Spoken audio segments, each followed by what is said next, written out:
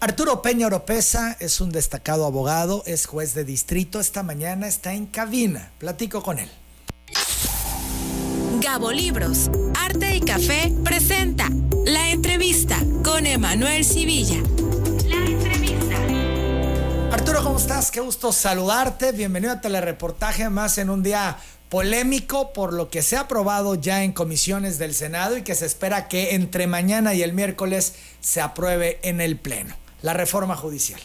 Muy buenos días, Emanuel. Muchas gracias por el espacio y me da un enorme gusto saludarte y por tu conducto al enorme auditorio de Telereportaje. El presidente ha propuesto menos integrantes en la Suprema Corte. ¿Podemos estar de acuerdo con eso? Mira, podríamos en general estar de acuerdo, pero a mí me parece que ello conlleva también la desaparición de las salas. Y las salas eran un mecanismo muy importante para desahogar cierto tipo de asuntos que no tenían la relevancia necesaria para que fueran considerados en el Pleno. Entonces, al desaparecer las salas y bajar el número de ministros, va a llevar que se van a supersaturar de asuntos, se van a llenar de asuntos no tan relevantes y que van a tener que ser discutidos en Pleno. De 11 a 9 ministros, pues no se ve significativo. No es significativo. Yo creo que hubiera sido correcto conservar las salas, conservar los 11 ministros y quizás pensar qué tipo de asuntos es preferible que sean resueltos por tribunales colegiados para conservar el carácter rector de la Corte, que resuelva los asuntos verdaderamente relevantes, aquellos de los cuales el país está esperando una guía, una decisión jurídica, una jurisprudencia. Sin embargo, bueno, podríamos decir, ok, de 11 a 9, va. Palomita eso.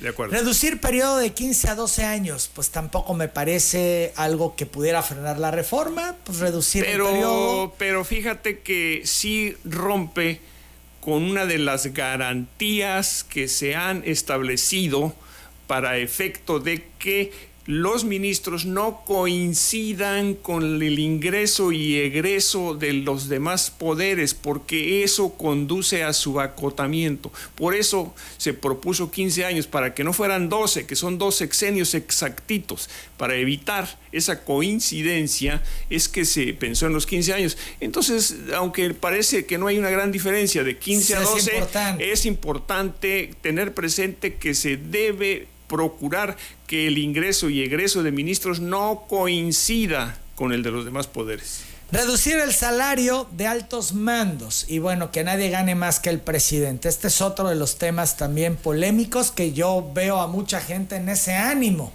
que están de acuerdo en ello. Sí, aunque debemos tener presente de que hay una gran desinformación, porque si lo checan, ya no quiero decir en la página de la Corte, porque hay la gran desconfianza, en la página de la Cámara de Diputados, en el presupuesto de egresos, la percepción de un ministro es apenas superior a los 200,000 pesos. Y a cada rato nos dicen 700,000, 800,000, 1,000,000. No es cierto. Aunque sí es por arriba de lo que percibe el presidente. Hay que decirlo y decirlo con claridad. Los ministros, los magistrados y los jueces tenemos una percepción superior a la del presidente de la República. Eso es verdad y es discutible, por supuesto. Sin embargo, no son los 700,000. No son los 700,000 pesos, así es, en primer lugar. ¿Esto es una narrativa para tratar de vender la reforma? Para así tratar de convencer, vean cuánto ganan. Sí, hacer ver que es un abuso. No es cierto. No es cierto, no hay tal abuso. Y además se nos está castigando por parejo a jueces, magistrados y ministros, pero los jueces no fijamos nuestro sueldo. Y debo agregar que al menos en mi caso, tengo poco más de 6 años de juez, no he tenido un solo incremento de sueldo. Cuando yo entré, ese era el sueldo y hoy ese sigue siendo el sueldo. Si es mucho, si es poco, lo podemos debatir. Hay muchas cuestiones que habría que tomar en consideración. Se supone, de acuerdo con nuestra Constitución, que el gobierno está integrado por 3 poderes autónomos que se controlan. ¿Y por qué un poder pesa más que el otro? por qué un poder puede decidir cuál va a ser el salario. Porque además no hay ningún estudio, no hay ningún control.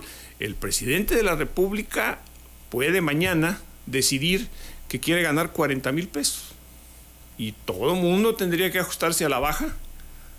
Eso también es una forma de control de los demás poderes.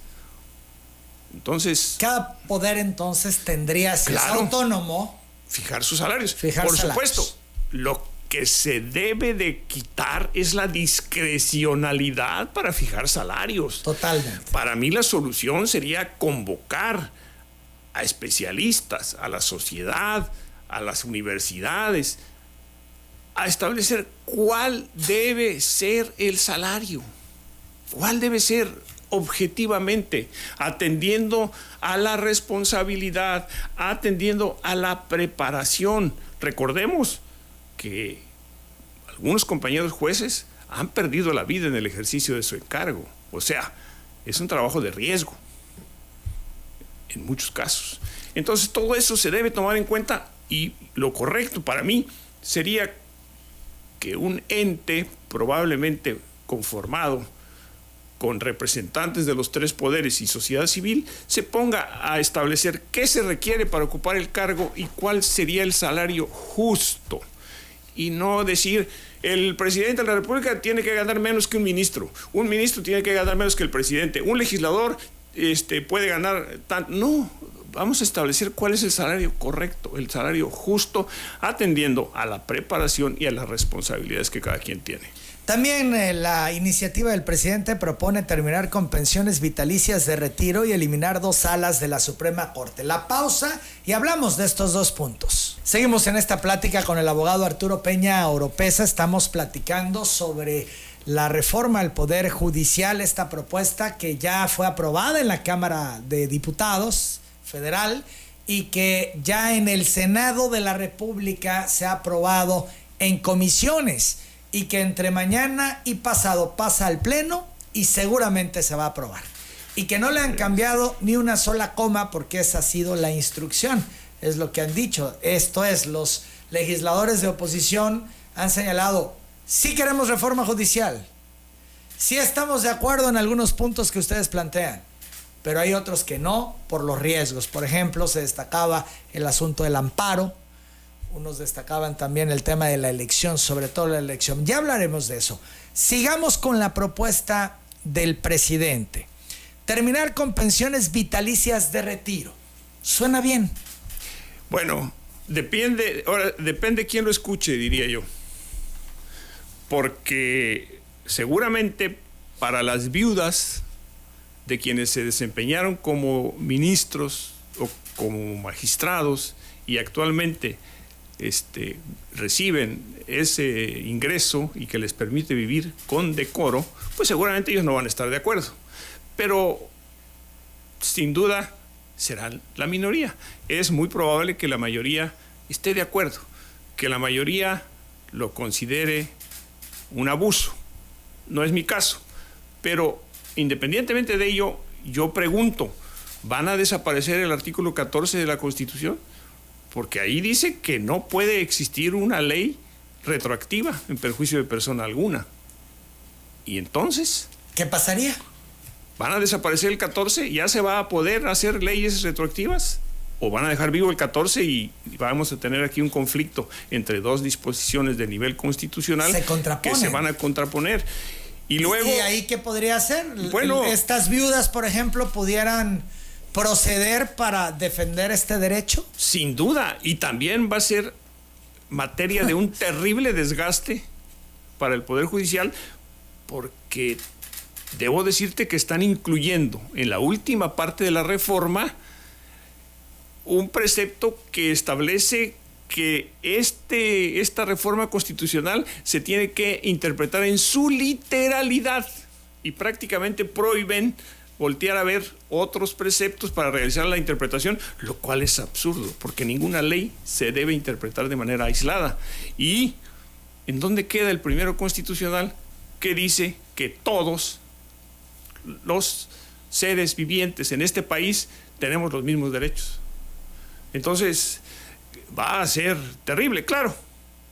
Si esto continúa, pues va a ser resuelto por juzgadores, ministros electos popularmente, y habrá que ver si van a atender a lo que dispone la ley, a lo que dispone la doctrina, a lo que dispone el 14 constitucional, o como se pretende desde que se presentó la iniciativa, que al juzgar atiendas al pueblo, entiéndase gobierno, porque ellos dicen que son los representantes del pueblo. Y nada más me gustaría llamar la atención en este tema. El padrón electoral es de casi 100 millones de personas. Morena, para la presidencia, ganó con 36 millones de votos en números redondos. Es apenas un poco más de la tercera parte del total de los electores. No son la mayoría, son tan solo la primer minoría. Y se arrogan el derecho a hablar en nombre del pueblo. Y quién sabe, quién en su sano juicio puede afirmar qué quiere el pueblo. Señores, en una familia... ¿Y el pueblo sabe qué quiere? También sería otra pregunta. Además, pero en una familia encontramos que los hermanos y las hermanas piensan distinto, lo cual es inherente a su propio ser. Y si esto lo trasladamos a la sociedad, vamos a encontrar múltiples maneras de pensar, de creer, de ser, de entender las cosas. Y eso de decir que en nombre del pueblo, por favor. Las 9 de la mañana, 8 minutos. También proponen eliminar 2 salas de la Suprema Corte. Ya nos adelantabas algo al respecto. Yo considero que es un error. Es un riesgo porque va a generar la saturación. Va a saturar, claro, por supuesto. Se dice en la reforma que lo que quieren es el respeto al 17 constitucional y eso atenta en contra de la justicia pronta y expedita. Se va a saturar la Suprema Corte de Justicia al no poder desahogar asuntos de menor interés en salas. La otra cuestión que se propone, ya mencionabas también algo, es la elección popular de ministros, magistrados y jueces. Y ayer en el debate en el Senado, en comisiones, pues se mencionaba, por ejemplo, el senador Anaya, de que hay trampas y que la elección de juzgadores causará confusión a la población. También se daban ahí detalles de que la reforma tiene 3 trampas. Y que Morena los preseleccionará a los nombres que irían a estas boletas para que el pueblo, entre comillas, los elija.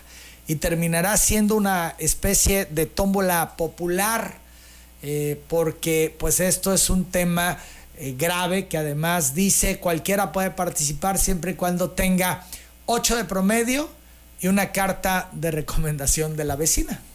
Esto es, algunos dicen, se está burlando López Obrador del Poder Judicial, además de pisotearlo y de la revancha y de otras muchas cosas. ¿Es una revancha, Arturo? ¿Ustedes lo ven así? El presidente está muerto de risa por lo que está proponiendo para, pues, aplastarlos y humillarlos. Mira, yo no creo en lo personal, hablo a título personal, por favor, sí quiero rogar que no se entienda que hablo por mis compañeros. A título personal, yo no creo que sea una revancha del señor presidente. Es simplemente una acción concertada para controlar al Poder Judicial. Se ofrece la reforma alegando que los jueces no tenemos independencia. Y yo te quiero jurar aquí de frente que los jueces sí tenemos independencia a hoy día. Yo todos los asuntos que he resuelto, los he resuelto a mi leal saber y entender. Nadie me ha dicho cómo ni cuándo. Y considero que así ocurre con todos mis compañeros. No tengo conocimiento de ningún caso en donde se les haya dicho, aquí tienes que conceder el amparo, aquí lo tienes que negar. Lo que yo veo es que al presidente le ha molestado desde siempre que existan juicios de amparo. El juicio de amparo, recordemos que es la herramienta que tiene el ciudadano para oponerse a la autoridad, cuando considera que está actuando de manera ilegal, de manera arbitraria, cuando considera que está violando sus derechos.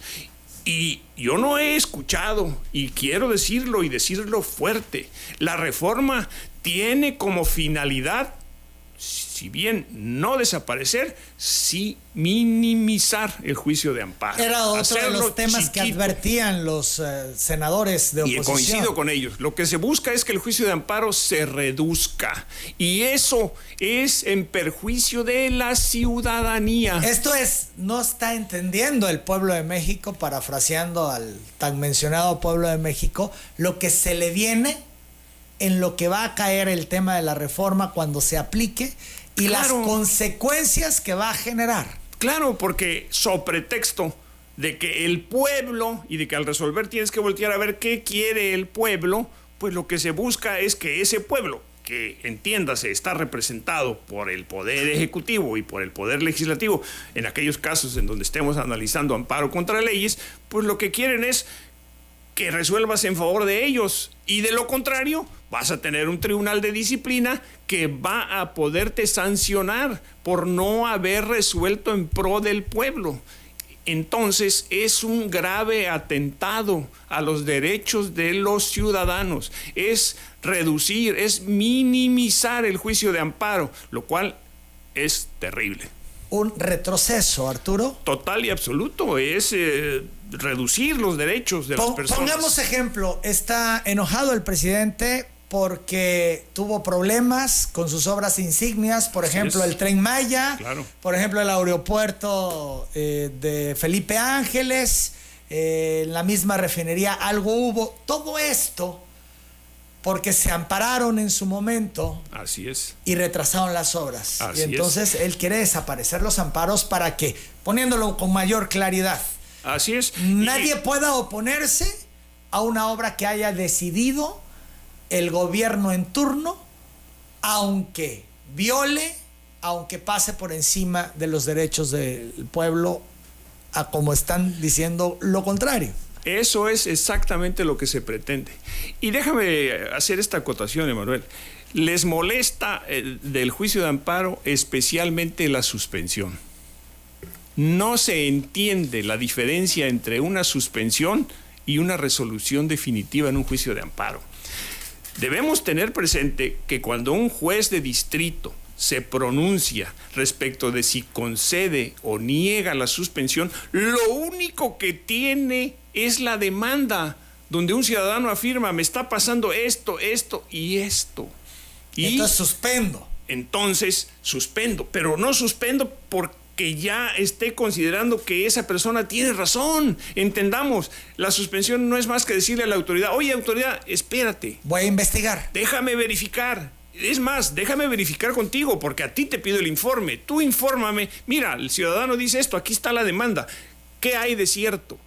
Y para dar tiempo a que la autoridad me informe y en su caso presente pruebas para sustentar, se concede la suspensión. Y entonces, ¿qué pasa? Que la mañanera sale, en 24 horas le concedió el amparo. No, señores, no fue el amparo, fue una suspensión. Y la suspensión es el alma del juicio de amparo, porque sin ella, para cuando se resuelva el juicio de amparo, cuando terminemos todo el trámite, pues el acto ya se ejecutó. Claro. Sin suspensión, señores, no hay amparo. Y es importante entender esa diferencia.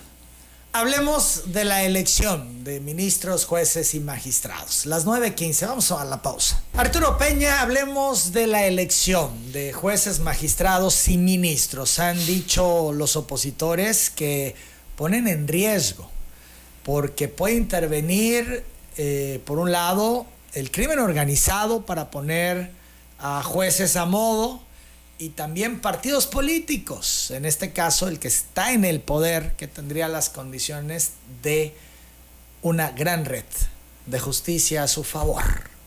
¿Lo ves así? ¿Crees que existe este riesgo? Primero yo quisiera reiterar, porque me parece que es de vital importancia. La elección no debiera ser, perjudica a la independencia judicial, perjudica a la administración de justicia. ¿Por qué? Porque un juez solamente debe atender a los planteamientos de las partes a las pruebas aportadas, lo que dice la ley y la jurisprudencia y su conciencia respecto de lo que es correcto, de lo que es decente, nada más.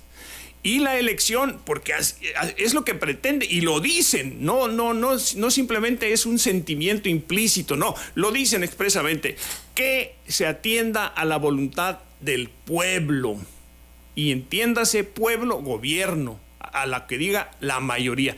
Eso es lo que se pretende.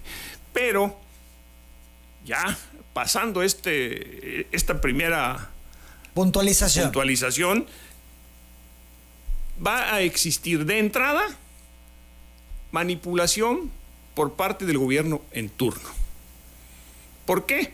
Porque ellos van a escoger a los aspirantes, ya sea el Poder Ejecutivo, ya sea el Poder Legislativo e incluso la Suprema Corte de Justicia de la Nación. Y se dice, aclaro, yo no iré en la boleta. No estoy de acuerdo. Pero se dice que irán los actuales titulares. ¿Y de qué manera lo plantean en su reforma? Bueno, en un apartado va a ir, este es el juez o el magistrado o el ministro actual.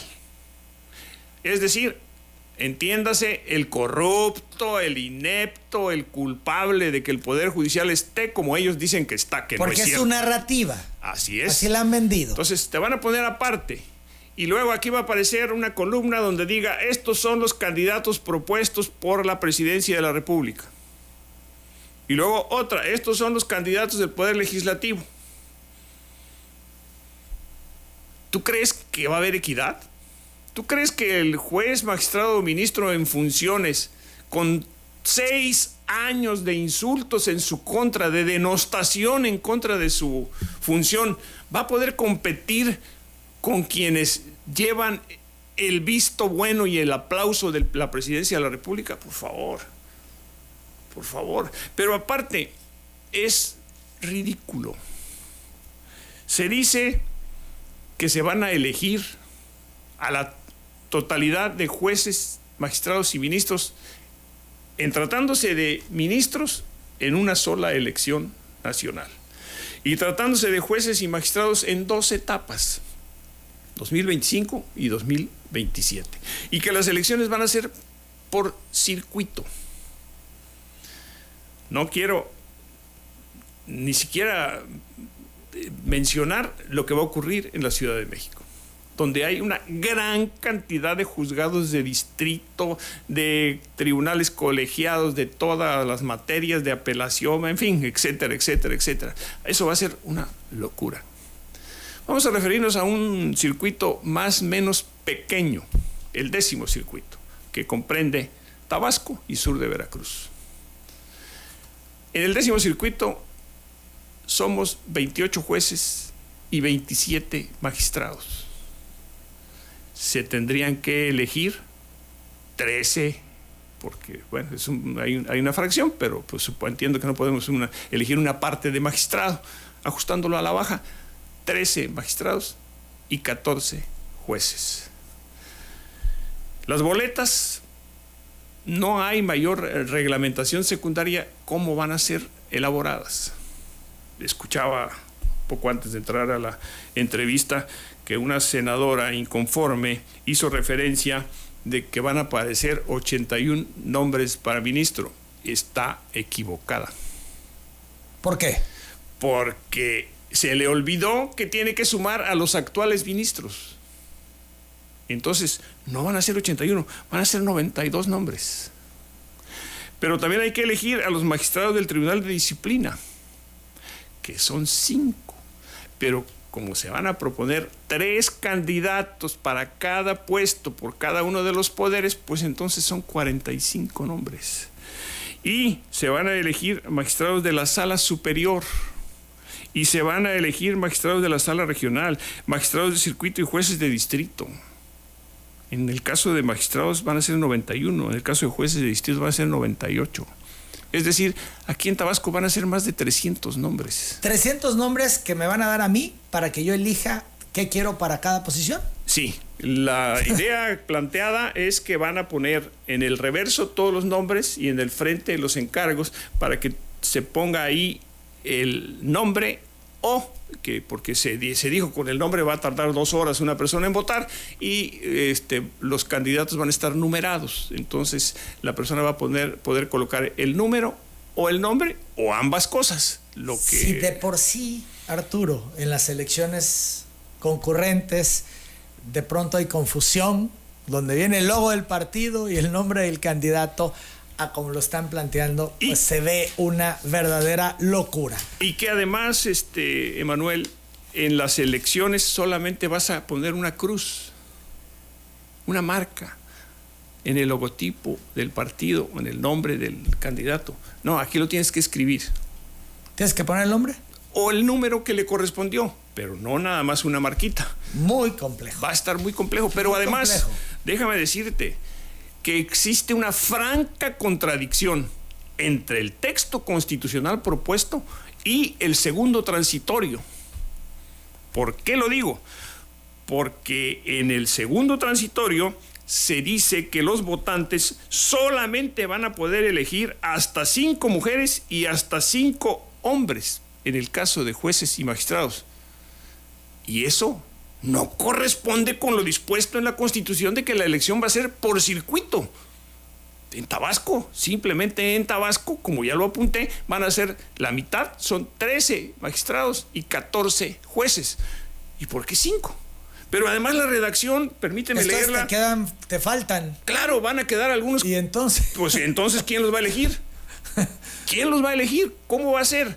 Y además no es claro, mira, dice, para magistradas y magistrados de circuito, juezas y jueces de distrito podrán elegir hasta 5 mujeres y hasta 5 hombres. ¿Qué debemos entender? ¿Van a ser 10 personas en total o van a ser 20? 5 como magistradas, 5 como juezas en cada caso. No es claro. Y esto no es más que consecuencia de las prisas. Este documento está hecho sobre las rodillas. Pero además no es equitativo, porque parte de la premisa de que todos los jueces y magistrados del país deben ser removidos de su encargo y sustituidos por jueces que sean sometidos al filtro de una elección popular, porque eso es lo que purifica, eso es lo que hace que el juez sea bueno, sea honesto, sea recto. No es cierto, pero así se plantea. Sin embargo, se hace una enorme distinción entre los locales y los federales, porque a los federales nos obliga a someternos a una continua y permanente reelección.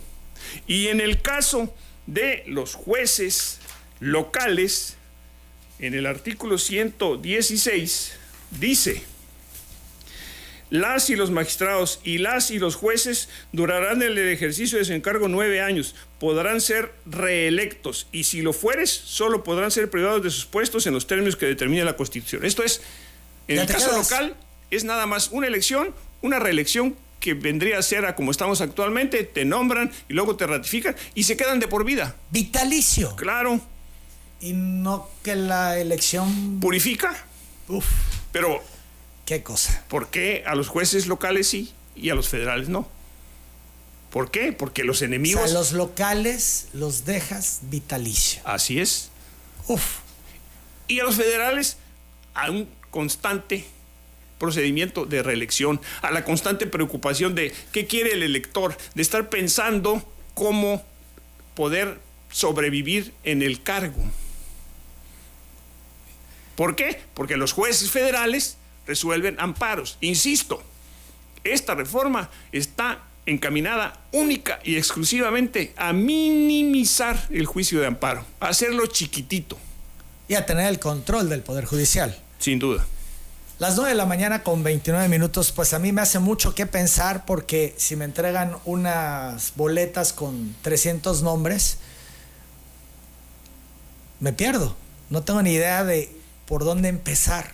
Y además, ¿cómo va la gente a conocer las trayectorias de esas 300 personas? Sí, pero además... Para que yo pueda escoger a alguien, pues es que me convenció tal propuesta o sé que es una persona responsable y cumplida. ¿Sí me explico?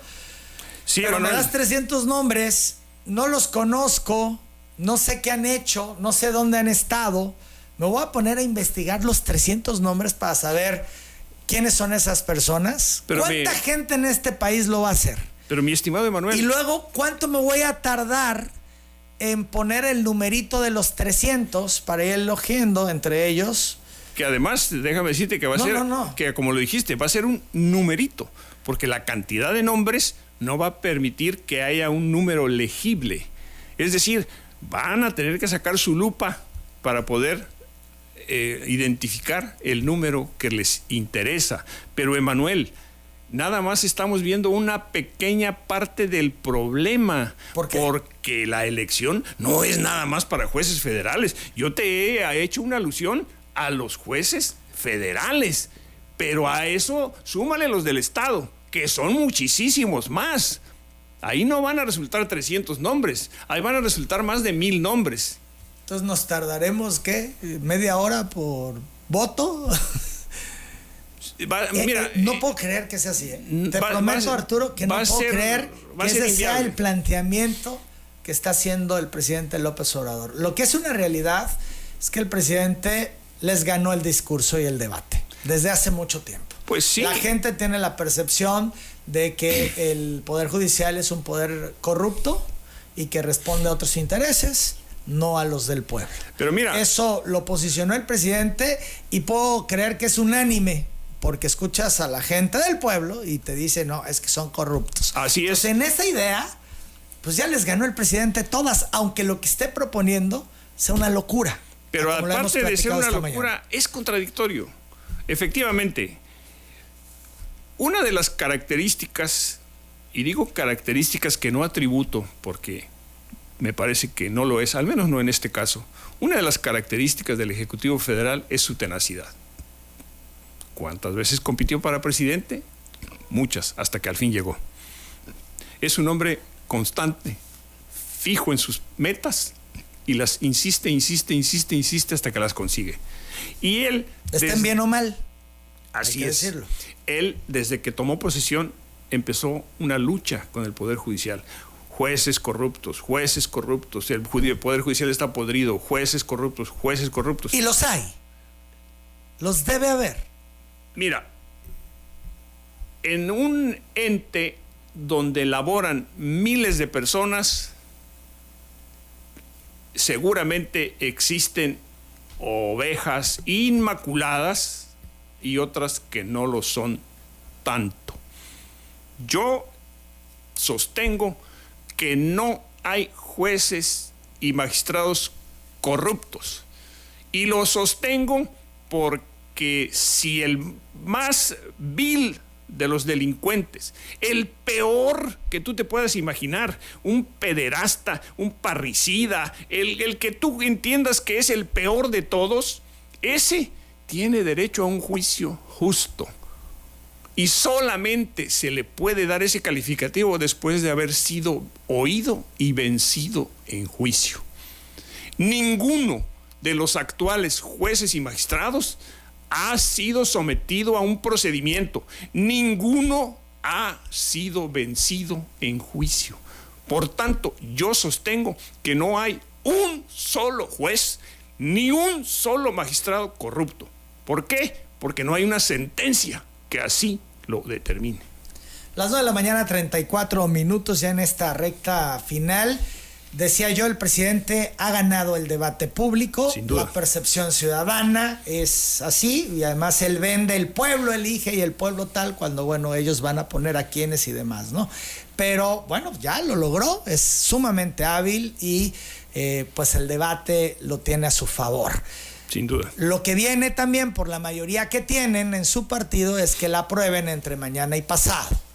Después de que la aprueben, ¿qué va a pasar, Arturo Peña Oropesa?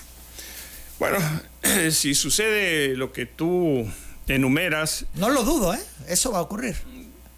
Bueno, yo soy un hombre de fe.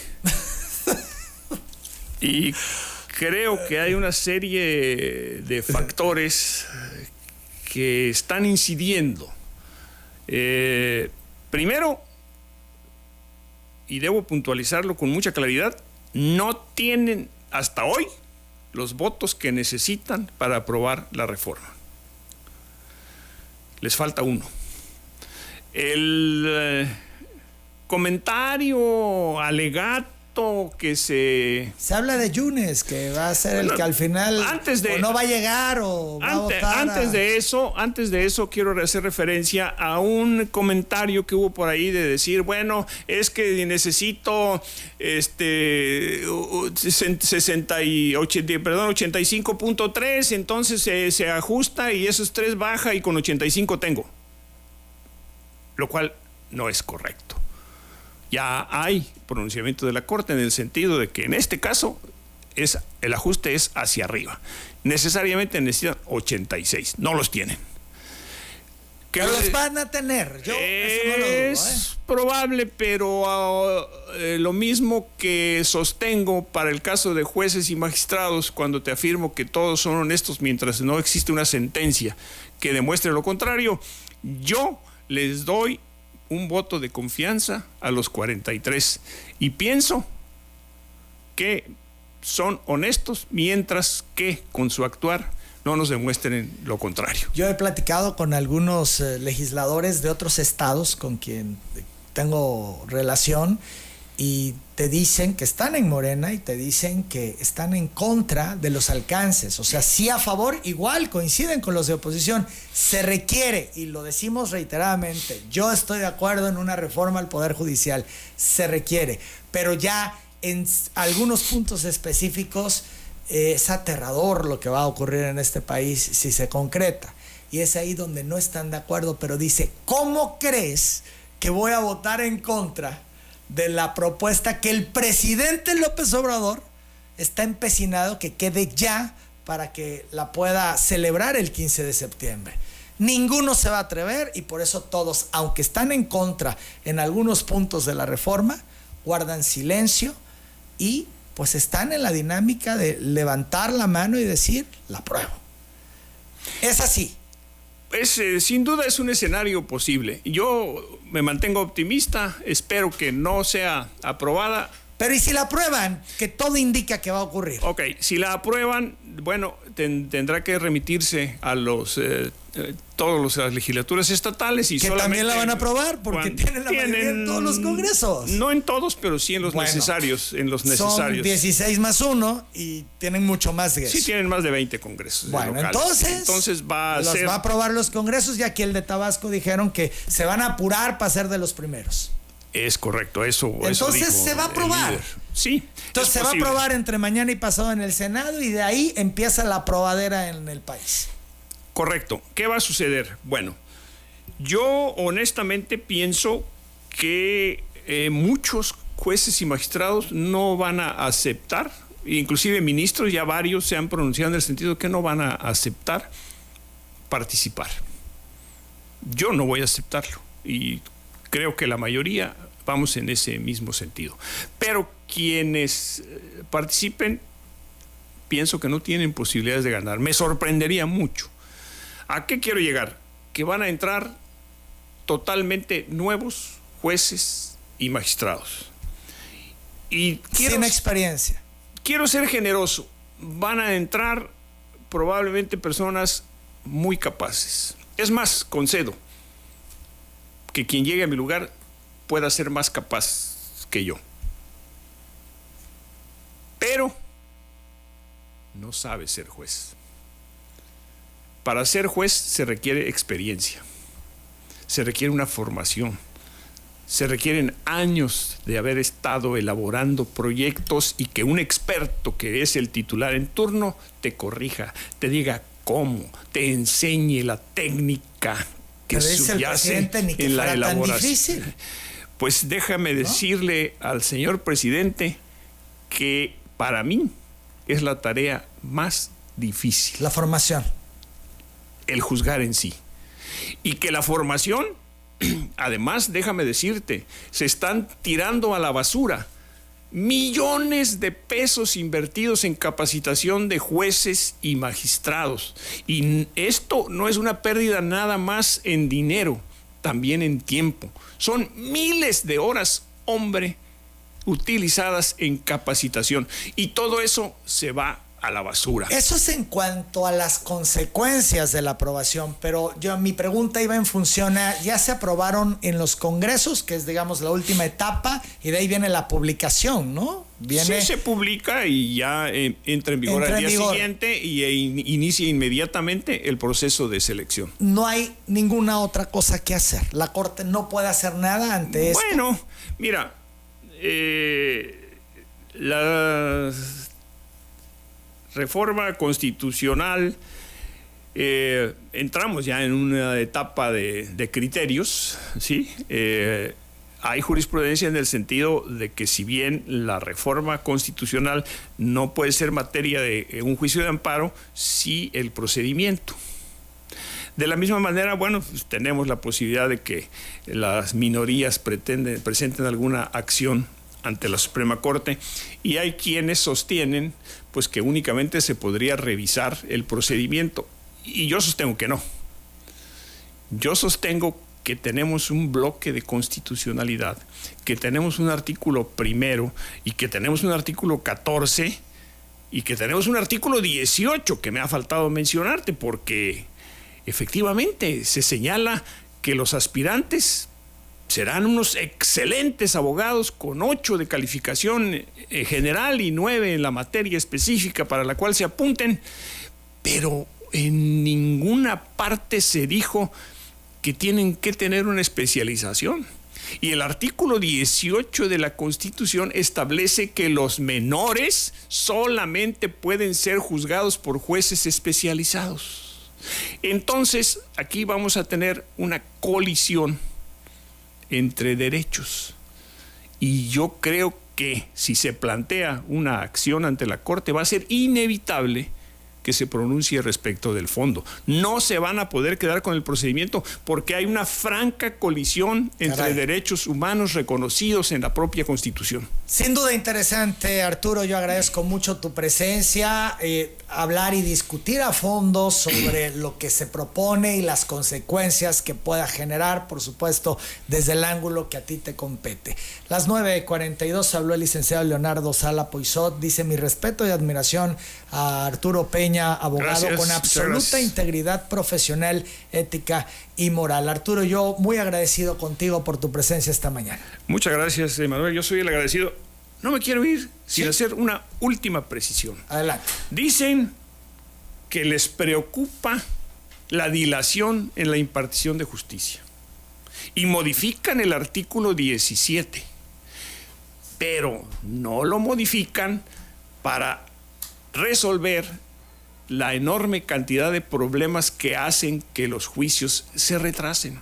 Lo único que hacen, y es por lo que insisto, esta reforma únicamente busca el beneficio del gobierno en turno, porque lo único que hacen es obligar o establecer que los juicios se deben resolver en 6 meses. Pero no están hablando de los juicios de pensión alimenticia que afectan a los niños. No están hablando de los juicios en donde alguien pretende recuperar una propiedad que fue invadida, o que un inquilino que no paga la renta, o cualquier cumplimiento de contrato. No. Los únicos que les interesan son los juicios fiscales. Nada más hacen referencia a la materia tributaria. Lo demás no importa. Por favor, entendamos, esto todo está diseñado en pro del gobierno en turno. Y también se ha dicho mucho, Arturo, en relación a que tendría que haber una iniciativa, una ley que incluya el tema de las fiscalías, porque en las fiscalías también está el otro asunto, porque de la fiscalía pasa a ustedes. Pues es que mira, esa gran cifra de altísima impunidad que se menciona en el país, pues es un mínimo porcentaje de asuntos que llegan al Poder Judicial. La enorme, para empezar, existe una cifra negra inmensa. ¿Por qué? Porque las personas no se encuentran apoyadas, no se encuentran acogidas, no encuentran fácil ir y presentar una denuncia. Por tanto, muchos ni siquiera van a denunciar porque lo consideran una pérdida de tiempo. Pero además de las denuncias interpuestas, muy pocas dan lugar a integrar una carpeta y ponerla a disposición de un juez. Son mínimas. Arturo Peña Oropesa, muchas gracias. Buenos días. Gracias, Emanuel. Muchas gracias.